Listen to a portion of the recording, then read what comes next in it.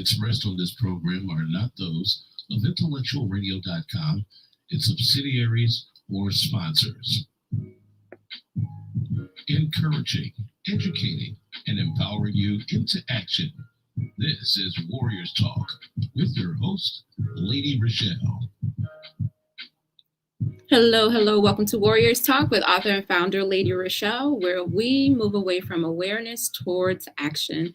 It is Testimonial Monday, and our topic for today is domestic violence behind closed doors. We are live on Intellectual Radio. We just heard from the Drive at 5 with Roman. Keep it locked right here on Intellectual Radio and allow us to feed your brain. Last week, we talked with Rizal, and we talked about everything that a father should tell his daughter as she is growing up. Go over to YouTube, type in Intellectual Radio for any episodes of Warriors Talk that you may have missed. The quote of the day is, "Don't judge yourself by what others did to you." We are grateful for our sponsors. We have Gloria Dotson with Mary Kay, and she is catering to all of your beauty needs from head to toe. Then we have Allstate with Paula Kelly, and she is fulfilling all of your insurance needs in one place. And the newest sponsor is MyLeah Marks with affordable book editing services without skimping on quality. We have Emanuel C.O.G.I.C with Pastor Michael Richardson. You can catch the service every Sunday morning at 10:15 a.m. on Facebook for your spiritual food. And let's hear a word from our sponsor. Greetings, I am Pastor Michael Richardson. And I am First Lady Anastasia Richardson from the Emanuel Church of God in Christ. We're located at 3058 West Van Buren in Chicago, Illinois. We are building upon a solid foundation. And we're inviting you to join us every Sunday morning on Facebook Live at Emanuel C.O.G.I.C at 10:15 Central Standard Time. And you can also view our videos on our YouTube channel at Emanuel C.O.G.I.C-MR. Once again, this is Pastor Michael Richardson and First Lady Anastasia Richardson, and we are from the Emanuel Church of God in Christ. We are building upon a solid foundation. Here are your trending topics for today. President Biden's new vaccine requirements announced Thursday drew praise from doctors eager to slow the spread of the coronavirus. Cautions from the expert who felt that it may be too little, too late. Mr. Biden took his most expansive action yet to control the coronavirus pandemic by mandating shots for more than 1 million Americans, including some private sector's employees, healthcare workers, federal contractors, and the vast majority of federal workers. Dr. George C. Benjamin, the executive director of the American Public Health Association, said his actions may be a little too late and warned that Americans opposed to the vaccination might dig in and bristle at being told what to do. The American Hospital Association was cautious and warned that the moves may result in exacerbating the severe workforce shortage problems that currently already exist. Those are your trending topics for today. Or if you are just tuning in to the show, please like, share the show, invite someone else in on the show who you feel may benefit from this valuable information. My special guest today is a 3-time national award-winning poet, radio show host, playwright, and community activist. She has been doing poetry for over 30 years, and she has been writing plays for over 10 years. She is a domestic violence survivor, and she is the founder of the organization Purple Pieces, where they rescue men and women from domestic violence. She has a documentary on her journey on YouTube that has over 114,000 views. And her first book is due to come out really soon, and the title is Tough Times Don't Last, Tough People Do. Welcome to Warriors Talk, Nina Hall. Hey, girl. Hey, what's going on?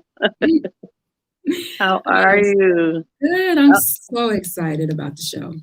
Yeah, I'm loving that hair. Your hair's so beautiful. Oh, thank you so much. I appreciate it. Yes. And I wore purple for domestic violence. I And see it. yes, we know that Domestic Violence Month is in October, along with Breast Cancer Month. And then sometimes, for me, it feels like breast cancer kind of overshadows domestic violence. I think people kind of sometimes forget that, that's just as important. So I was like, let me wear my purple. So don't forget about Domestic Violence Month when it comes to October. Breast cancer is important, and domestic violence is equally important. So Nina is, oh my goodness, Nina, you wear a lot of hats. I'm surprised you just not tired. It's like, I don't know. I think that's a woman thing. Like we do a lot. We do a lot. We do. We do a lot. I'm excited about, I had a chance to watch your documentary on YouTube.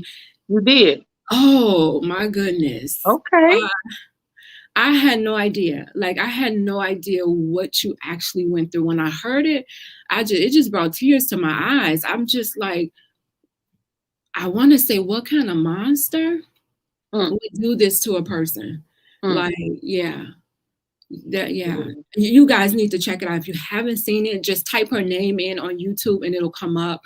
And I'm telling you, you guys, it's a tearjerker. Like, and it's an eye opener too for those who, sometimes you may be in a situation and not know you in that situation.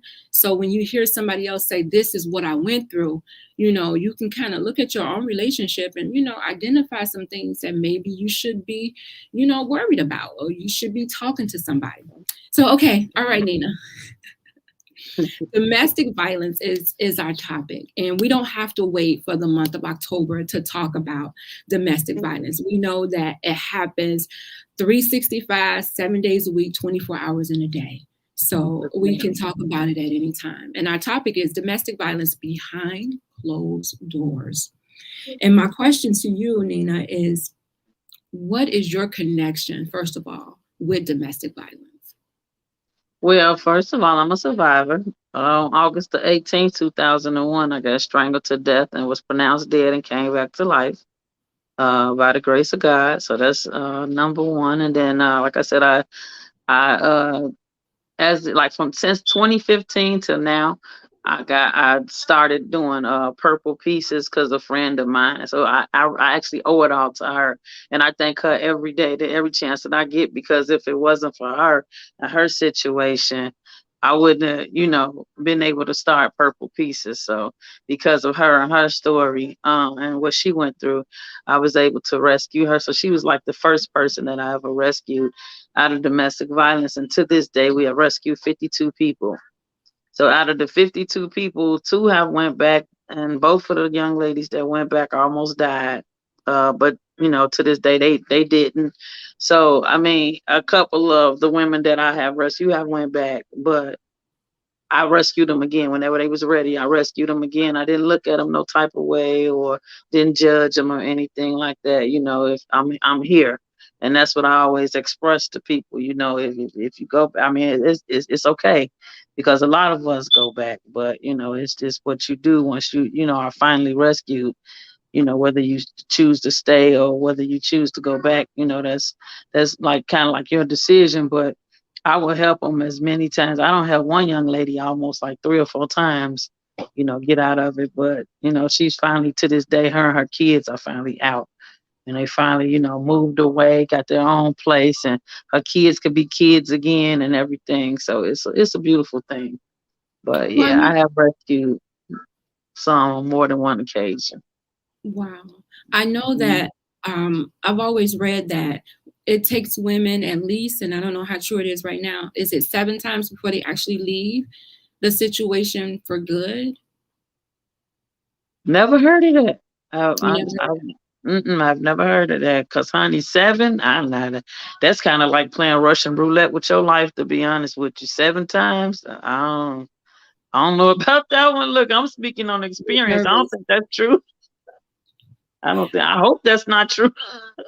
It says and not actually leaving, not physically leaving, but making up in their mind, like, I want to go, before they actually get out of the situation. Man, you be brainwashed. Oh, baby, you be brainwashed so bad. It's like when you find, like, the key to it is two things. You gave somebody your power. So once they got your power, they able to take control of your life. Once you take your power back, you take your control back as well. And what it is, like when they say like battered women syndrome, that's when it comes to the fact where you don't got away. Now you gotta condition your mind to get back to the way it used to be. Because it's not even you. You know what I mean? The person that you turn into when you stop, talking to your family. That's why when I talk to people, families of people that's in domestic violence, I'll be like, don't get mad at her. Trust me, it wasn't her. You know what I mean? So when they start like not calling and not calling around, it's not that not coming around. It's not that they're doing it purposely.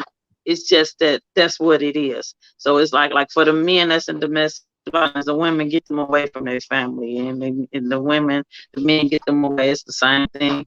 And men that's in domestic violence go through it just like we do, but sometimes theirs could be a little bit worse because they was always taught, to suppress your feelings, and men don't cry, and men got to be tough, and this, and that, and the third. And so it's like when they stuck in a situation like we are, it's like, damn, like what do I do? Do I tell somebody? Do I try to leave? You know what I mean? And then it's the same thing, because especially with women, we're more emotional creatures than men are. So when a woman is abusing a man, she could turn that emotional switch on in a minute and make him feel bad, make him feel sorry, make him not want to leave. You know what I mean? And then with us, it's kind of like the opposite. You know what I mean? So yeah. So I have experienced domestic violence by helping people on both sides of the fence. You know what I mean? So then I got one friend that used to be an abuser, and then he ended up being abused. Now him and his girl, they don't get married, and it's kind of like if you see their relationship, it's kind of like domestic violence never was there. You know what I mean? Because of how they are with each other now. But Did they experiencing did they go get help? Did they go get counseling? They didn't go get counseling. They didn't know. They did not go get counseling. I don't know if they just talked it out or whatever, but yeah, the way their relationship is now is like domestic violence. Like serious, it's that their relationship is so strong now, and so like people can tell. But yeah, so I've seen it all across the board, all different ways. Wow. Hey, Lisa. Lisa said, "Take your power back."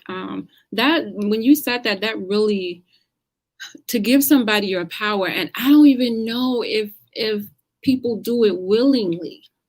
Like you said, you get brainwashed by somebody, and especially if this is a person that you're supposed to love, and they're supposed to love you, and you want to do everything that you can to please this person. Yep. And then sometimes with women, because I know I've done it before, you got like, I'm like was with the guy that abused me, and he, but he was the type of person that whatever he said he don't do to you, don't do the way he said. You feel what I'm saying? So with him, it strictly was fear for me. Fear was what kept me there. But then one day I had to decide, like, man, check this out. I got too much to lose. I am not trying to die. It's going to either be me or him. And today I choose me. So I packed up. I was in Atlanta when I was going through this. So I packed up and I came back to Chicago and drove to Chicago. And I forgot that my mother used to send me care packages through FedEx all the time. So he told the address off one of the FedEx boxes, got on a Greyhound in Chicago and found me. He had never been to Chicago a day in his life. So when he got up my mother's driveway, she stayed in Berkeley, right downtown St. Charles, on Parker Expressway. I was in my mother's driveway. I'm like, I know it's not him out here. You know what I mean? So I kept walking, and the voice got clearer. I'm like, I turned around, it is him. So I took off running, and he took a gun out, put it to my back, and told me if I'm going to tell my mother that I lied about him, it killed me and her. And like I said, I can you gonna kill me anyway. Let's do pistol whoopings and stabbings and all this stuff I don't got from you. You damn kill me anyway. So like a couple of days later, I had told my mother had left and went somewhere. He forced me to go back in the car. It was like he was just waiting on that moment for my mother to leave and forced me to get back in that car, man. We drove back to Atlanta. As soon as I got there, he fought me so hard that his mother was helping me fight him. And like a couple of days later, I said I was gonna go and get my important papers and go back to Chicago. He literally waited on me to come back to that house because he probably knew I was, because all my stuff was there, and strangled me to death. And by the grace of God, here I am. Talk to y'all. Wow. I mean, and another thing that go with domestic violence that people don't talk about all the time after you get out and stuff is triggers. Baby, that's a powerful word, triggers, because anything can trigger you either to go back to that relationship, or anything can trigger you to hold on to that moment and not let it go. Triggers are some serious, serious things, because I swear to God, it took me dang on there 3 or 4 years to get over certain triggers that like literally had me feeling like I know I'm free. I know I'm not there anymore, but it kind of felt like it had me kind of like trapped, like still there. If you understand what I'm saying. And that's why I was asking about the counseling. Like, in order to, I guess, work through those type of issues, do you recommend that, people that go through domestic violence get some type of counseling because of the trauma that they go through?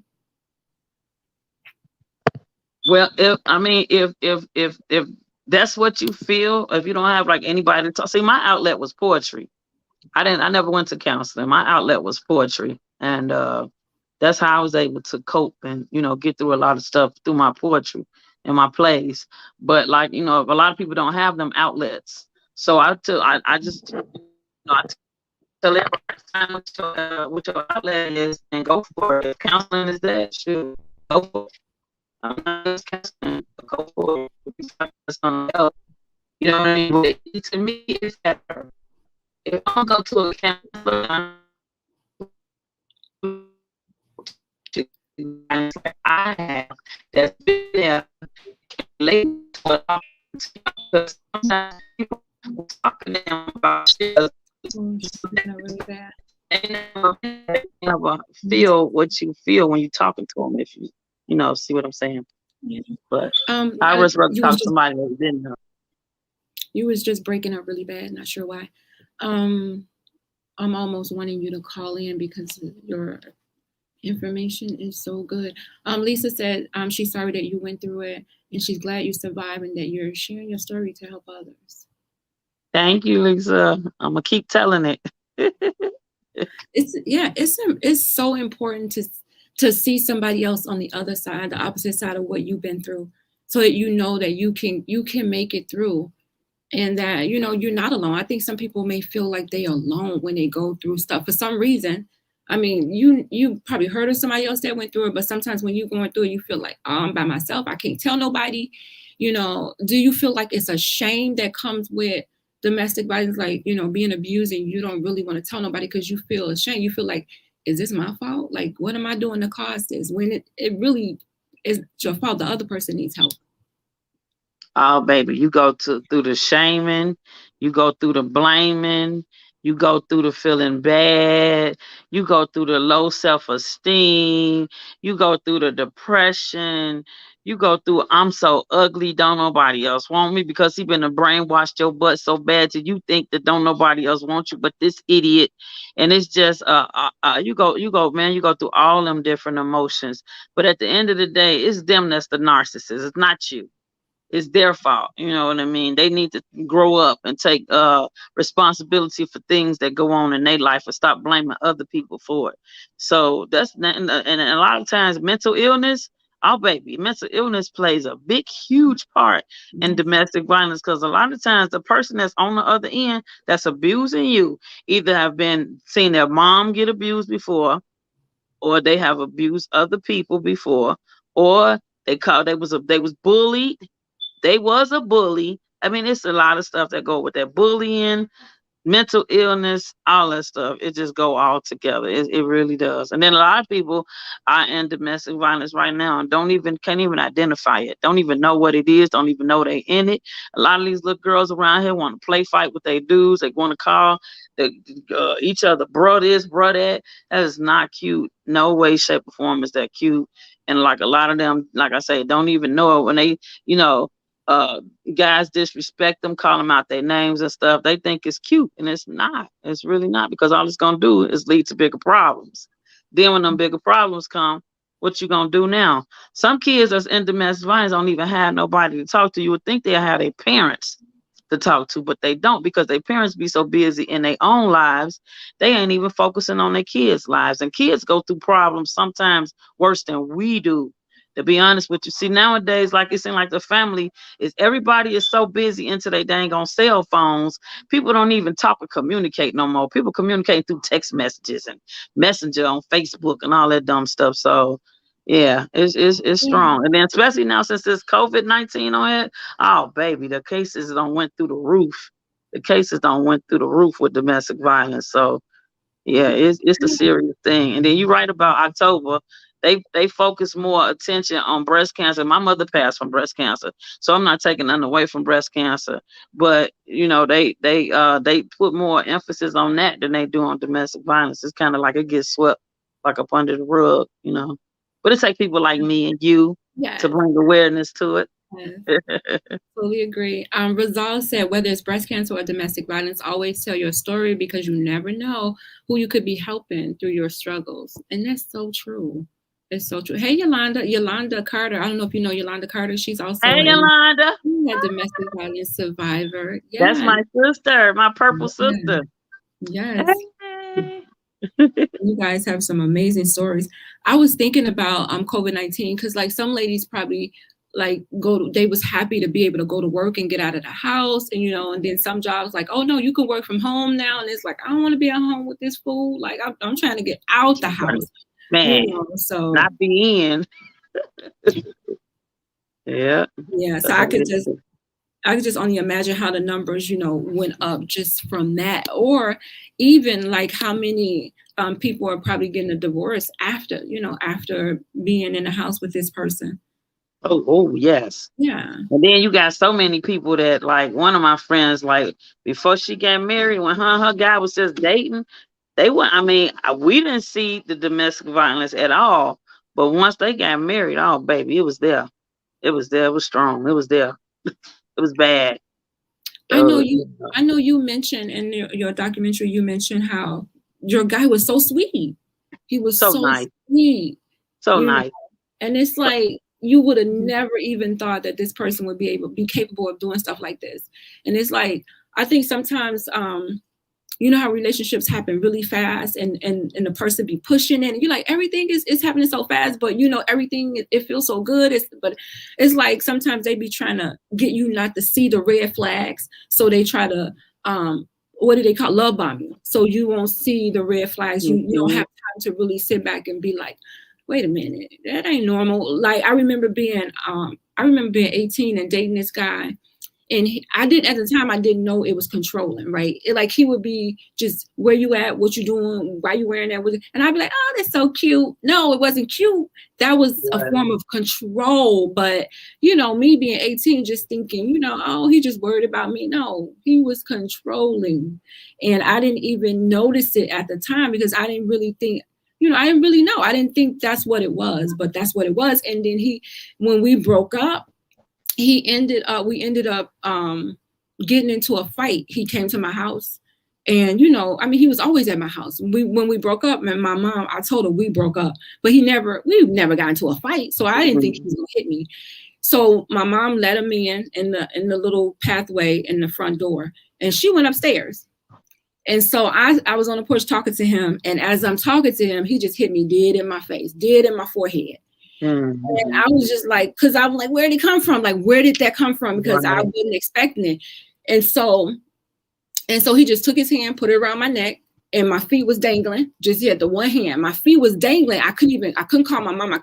I'm just like scratching his hands, trying to get it off my neck.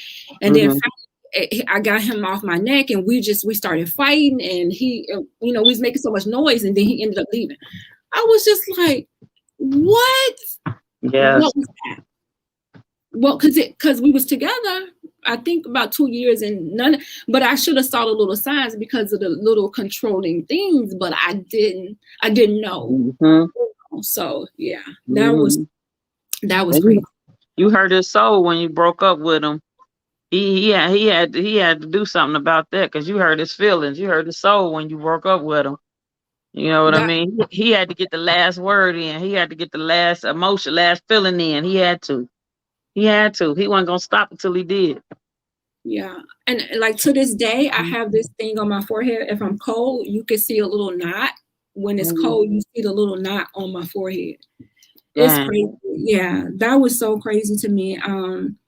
So I wouldn't encourage anybody. I know that we're not saying to just leave, but leave in a safe way. Nina, they should have a plan. Like, what type of, how does that plan look, Nina, when somebody should be getting out of there? Man, look at the time when you're getting ready to leave. You got it's little things you gotta do, honestly. You have to like get you a separate bank account. You gotta start saving you some money. Pack you a bag, keep that bag packed. Number one thing you got to do, and I want everybody that's listening to me that's been through domestic violence and know somebody that has to remember this. Don't tell nobody that you with. Don't get that comfortable with the person that you tell them everywhere you go, that they meet every freaking body. Because think about it, when it's time for you to get away, where you gonna go? They know everywhere you gonna be. So you have to keep some things to yourself. You cannot tell everything. And sometimes it's better if you're dating a new guy not to even tell him that you went through domestic violence with the old guy, because sometimes y'all might get into an argument and he might bring that up and use that against you. Oh, I see why such so-and-so used to beat you. I see why such so-and-so used to hit on you because of the way you are. You know what I mean? So nothing has nothing to do with the other one. So yeah. But yeah, you basically, you have to make sure you like get you a separate bank account, keep you some extra clothes, pack you a bag, pack you a getaway bag. You got to do all that, man, to get away. And when you get away, you got to go. You got to go.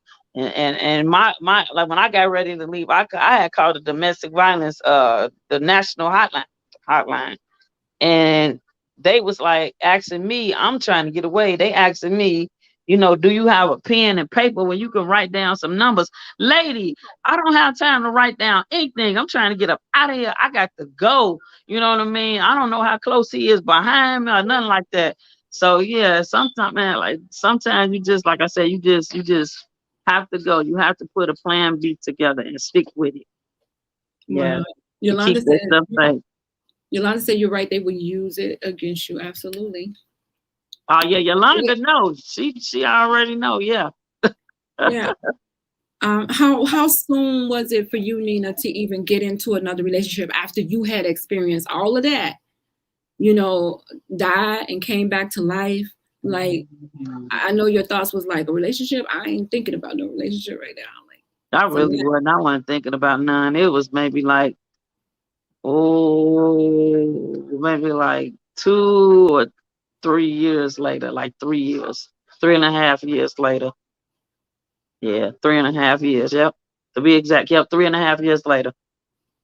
Yeah. Wow. At first, man, wasn't nobody thinking about that.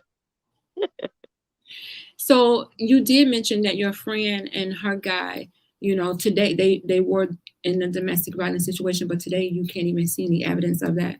So do you think it's possible that people do change when it comes to the abusers?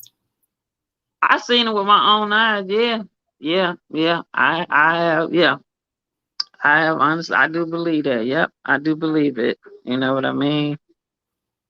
I've seen it like with them two. I'm just gonna use them two as an example. Yeah. So if you were go ahead. Go ahead, I'm sorry. I was just really one day, like, as far as like I got like I had a chance to ask him, and he was like the only person that I actually talked to that was an abuser, who actually, like literally share some insight on, what was it like, what made you do this, like to her, and what made you keep doing it, and what made you decide to stop. So I had like some questions that I had to ask, and he was honest enough to answer the questions, and his answer to those questions were, he liked, first of all, he liked the fact of her depending on him. That's number one. The second thing was he liked seeing her sweat, basically, like seeing her, seeing that how far the rabbit hole will go, basically, like seeing what he can do, like how far he can go with her, like maybe ask her to do something stupid, like go paint that wall with some white out or something like that, just stupid stuff, just to see if she'll do it, just to see how far he can take it. And he said he did it, and then he said after a while he just was like, I can't keep doing this, because I think he said once they had a child and he seen the child, that's what made him change. Because I think if they hadn't had a child, he probably would have still been doing that to this day. But he said once they had the child, he just, it was like the look of his seed basically made him change. Yeah. Jasmine, Vanessa said great topic. Thank you for sharing. Thanks for sharing the video. If you guys are just tuning in, we're talking to Nina, who is a domestic violence survivor, and she's sharing a snippet of her journey with us because she does have a book coming out, and we talked about her having a documentary over on YouTube. So if you typed in her name, you'll be able to actually watch it, and then you'll be able to get the book, read it, share with somebody that may be going through this situation. And sometimes, Nina, we don't know how to help people that are going through these situations, because a lot of us be like, girl, get out, you so stupid, get out, why you just won't leave? Leave the situation. Like, you could be putting somebody in, you're telling them to, I go with you to get your clothes. Don't you do that. Don't go over. No, don't do that. Like, sometimes we don't even know what to tell a person that's going through domestic violence. Like, what would be your advice if somebody came to us and said, girl, or even if we saw it, and we like, girl, that don't look right. No, he abusing you. Like, what is some advice that we can give somebody, or how can we be there for somebody who's going through? When somebody is going through domestic violence, first of all, if y'all, I'm so serious when I say this, you can send them my way. You can send them my way. If you don't want it, if you think the topic is too sensitive, you don't know how to handle it or what to say, send them my way. That's the first thing. Second of all is you have to love on that person, man. You have to love on that person no matter what. You can't judge that person at all, period. You can't. You got to listen to them. You got to let them vent. Let them tell you everything they're going through, and then you go from there.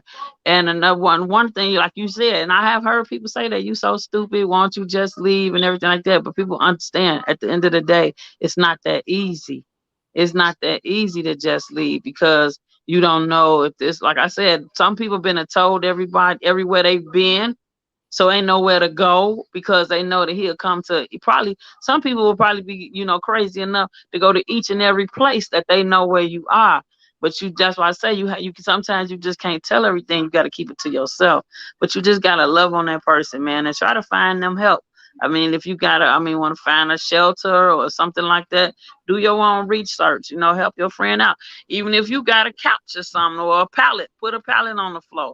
Help them bring, until they figure it out. Sometimes you might have to go into your bank account or something, help them put down on an apartment, help them get a hotel room, help them do something. But the main thing is you have to help them get away. You got to help them be safe. And even if they go back, because sometimes as I tell us what's going to happen, but like I just said earlier in the program, you still got to love on them the same way. You got to stay neutral. And you gotta keep it on till they tired, until they ready to really go. But 9 times out of 10, like all the ladies that I've helped, like I say, when I talk to them that first time, they get up out of there. They don't like I said, I only had 2 that went back. Both of them almost died, but to this day they're still living. I ended up helping them again, and to this day they haven't went back anymore. So that's to be expected for them to go back, but you just got to know how to handle it, because this is like very fragile. They are very fragile right now, and domestic violence is very sensitive. So you got to watch what you say to people, because what you say can have an effect on somebody's life and you not even knowing it. So you got to watch what you say and how you say it. So yeah, that's the advice I can give you guys. Wow. But then, like I said, send them my way. I got you. Yolanda says, congratulations, my purple Thank sister. you. Oh, this is a good one. Rizal, I don't know about your comment. Rizal said hot grits would be a start of a getaway plan. Man, I don't know about that one. Hot grits. Oh Lord. You been watching MyLeah. I don't know about that one. Yolanda said leaving does not always equal safety all the time. Talk about that one. That leaving does not always equal you're safe. Especially when you mention if they know all the places that you go, because you done told them everything. See, then that's, like I said, then that's when you might have to go away, like go out your city, then go like let's just say you in Chicago. So he know all the places you'll go to in Chicago. Sometimes you might have to go next door, go to Indiana, go to Wisconsin, go to Bolingbrook, go to Naperville, go somewhere where you don't think he'll come, or somewhere where you don't know. So you can go like find a you know, like a shelter or somewhere like that, so you can go to. You know what I mean? And that always helped too. Because me, I was, like I said, I was in Atlanta. It was one time I actually had to go to another part of Georgia just to get away, and you know what I'm saying, until I felt like it was safe to come back to Atlanta. So yeah, so you have to do all that. Lisa says, thank God that they are safe. I think Yolanda is talking about the grits. She says, no, can't do that one. No, you gotta be careful. She says yes. Speak to the fear, Nina, that some women may have when it comes to domestic violence and being abused by someone who love you, and you know, you may want to leave. You know, you may have good intentions on wanting to leave, but that fear sets in. Sometimes it paralyzes you. I'm speaking off experience. See, mine, like I said, I was, first of all, it wasn't love, it was lust. You know, sometimes people are in relationships right now, they don't even know the difference between the two. They thinking it's one when it's actually the other. That's the first thing. And you have to, like with me, he was the type of person that whatever he say he was gonna do, he was gonna do it, and do it the same way that he said he was gonna do it. So it was like it got to the point to where I wasn't even scared. I was terrified. It got to the point to where I was so terrified. I was just, the only time I had peace and the only time I had happiness was when I was at work. Other than that, when it came time to get off work every day and I knew I was going home, it's just like I didn't know what today was gonna hold. I don't know if I was gonna wake up in the morning to come back to work again, or this gonna be my last day at work. This gonna be my last day on this earth. I didn't know. So the fear that I had was really strong, but I had to start talking to people because I wasn't saying anything. I was doing the typical thing, like I fell, I scratched myself, stuff like that, you know, until one day I just decided, like, man, I can't do this anymore. My energy is gone. I'm tired. My body went from being beautiful with no scars, no war wounds, to now I got stab wounds. I got all type of stuff on, you know what I'm saying? And it was just getting too much. I lost jobs and everything because of this dude. So it was just like, it was getting too much. So I had to reach out and I had to tell somebody. And I end up going to work and telling my supervisors that, yeah, y'all was right. You know, they was like, we knew, we was just waiting on you to say something. So I, you know, finally decided to say something and just finally decided, like I said, man, what is it? Like, what is it that got, you know, him having this type of hold on me? And then once I realized, like I said, it's your power. It's power. They take your power and they control you any damn way they want to. And you know, once you decide to take that back, and cause this what did it for me. I had went to, y'all know Creflo Dollar in Atlanta. I had went to his church one day, and after church, I went down and I talked to him after church. He said, you ain't supposed to fear nobody, but no man but God. He said, now let that marinate for a minute. And I was like, wow, I ain't never thought of it like that. That was the day I decided that I had to take my life back, take control of my life. Cause I can't sit up here and have nobody like I'm a little puppet and playing with me like I'm on a string or something. I had to decide that I had to take my life back. Hey, and that's been cool ever since that day. So that's what did it for me. Wow. Yolanda said the fear of the unknown. Yep, the fear of the unknown. You don't know what's going to happen when you get back in the house. You have no idea what's going to happen. That's got to be terrifying in itself. Let's talk about the book that's getting ready to be released. Yes. I know you're excited. I'm so excited, y'all. I'm like a first-time author. This is my first book, man. I was trying to cram my whole entire story into this book, and my friend that's doing it is like, no, you got to give them so much, and you got to break it up into volumes. So my story is going to be broken up into 4 parts. The first part is called Tough Times Don't Last, Tough People Do. So it's going to be about, like the abuse I endured and a lot of things that I went through. It's going to talk about my family a little bit. And, that's what the first one is about. And then the second one is going to be basically like all about the, the good guys, good people I had in my life. That one. The third volume is going to be about the injustices that I endured when I was mistaken identified by the police, harassed by the police, sat in jail, stuff like that. So that's what the third book going to be about. And then the fourth book, I'm bringing it home. I'm going to talk about my advocacy. So, yeah. So y'all just be ready. It's 4 parts. Yep. One about to drop, and I'm already working on 2. I'm almost done with 2. So get ready. I'm excited. I'm so excited for you. Talk about Purple Pieces. Purple Pieces. So like I said, because of my friend, her name is Nikki. If it wasn't for Nikki, I don't think I would have ever started Purple Pieces. I went to an open mic one night, and I had just did my testimony piece on the mic. And when I got off the mic, this girl just was crying. I mean, a lot of people was in there crying because of my poem, but she just would not stop crying. And she said, "Can I give you a hug?" And I said, "Yeah." But I said, "Wait a minute, let me ask you something." And she said, "Yeah." I said, "Are you going through domestic violence right now? Because I feel it." She was like, "Yeah." I said, I can feel it. And so I was like, I gave her my number. We exchanged numbers and stuff.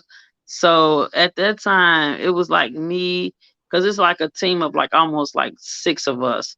So I got in contact with all my people, and we got her help, got her up out of there. And man, she's doing excellent today. She's abuse free. She working for Greyhound. That baby doing good to this day. So yeah, she was the one who started it all.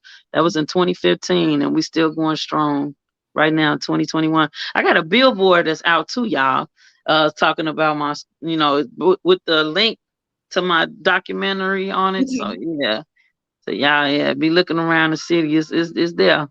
But if you go on YouTube and go to Janine, Janine Hall Story, or Janine Hall Story, it's gonna pop right up. It's 48 minutes and 9 seconds, but it's worth it. Trust me. Trust me. Not a dull moment. Lisa says congratulations on your book and everything you're doing. And thank you. To say you go, girl. It is awesome. I'm proud and I'm excited to know you, because I know you go so hard. You go so hard all the time. So it's like no matter what you're doing, I don't care what it is that you're doing, what it is that you touch, you go hard. You put your all into it, and I love that. I love that about you. Every time I see you, every time I talk to you, you just have this positive demeanor. Like it's just, even after everything that you've been through, you have this positive demeanor when you encounter people, like the smile, it's genuine. So I appreciate you, girl. I do. Hey, I love you so much. I appreciate you. So give them the website to Purple Pieces. So if you know anybody that's going through, you guys, you can send them over to Nina, and they know how to treat them. They know exactly what to do. Actually, what you could do is you could go on Facebook, because I don't have. I'm actually doing a website right now. My friend Ebony is doing my website right now. But you can go on Facebook. It's purple. I got my Purple Pieces page that's up. You can go on there, or I can leave my phone number with everybody. It doesn't matter. No, they could go on Facebook. Go to Facebook, y'all. Pull up the page, Purple Pieces, and then I will put the documentary on my page. So all they got to do is click the link. They even got to try to look for it. Nina, I appreciate you so much, and just your vulnerability, just being able to share and to help and to save other people, just being unselfish about it. I'm grateful that I even have a connection with you. So what I want you to do as we bring it to a close, can you just give somebody some words of wisdom who may be going through domestic violence and just don't know where to start to get out? First of all, what you got to understand is it's not your fault. You didn't do anything wrong. It's okay to feel the feelings that you're feeling, the anger, and everything is natural. It's okay. What you got to do is you just got to realize that this person is a narcissist. They need help. And they don't know how to help themselves. They don't even love themselves. So how could they love you? They don't even like themselves. So that's why they don't like you. It has nothing to do with you. You just gotta talk to somebody, find somebody, pastor, friend, or somebody that's not going to be judgmental, and somebody that you can talk to. Because sometimes if you don't talk about it and you just have it bottled up inside, it can tear you down in the inside. So remember, man, tough times don't last. Tough people do. Don't let nobody steer you wrong. Don't let nobody tell you take your self-esteem or nothing like that, or tell you that you cannot, when all you have to know is that you can. And you went from broken to blessed. And remember this, you was walking past your been-throughs because you was on your way to your breakthrough. Remember that, my purple sister. Love you. And call me. 708-674-6022. Call me. Yes. Thank you so much for those words. No problem. I'll just leave you with the words of wisdom directly from Nina is take your power back. Take your power back. So join me next Monday right here at 6 p.m. on Intellectual Radio. As always, thank you for tuning in to Warriors Talk with author and founder Lady ReShell, where we are changing lives one warrior at a time. Yay. Thank you. You're welcome. Of Warriors Talk with Lady ReShell. To find out more about Warriors Talk, follow at Warriors Talk, the number 1, on all social media outlets, and Warriors Talk with Lady ReShell on YouTube. Please join us next week and every Monday evening at 6 p.m. Central Standard Time on intellectualradio.com for Warriors Talk with Lady ReShell, where we encourage, educate, and empower you into action.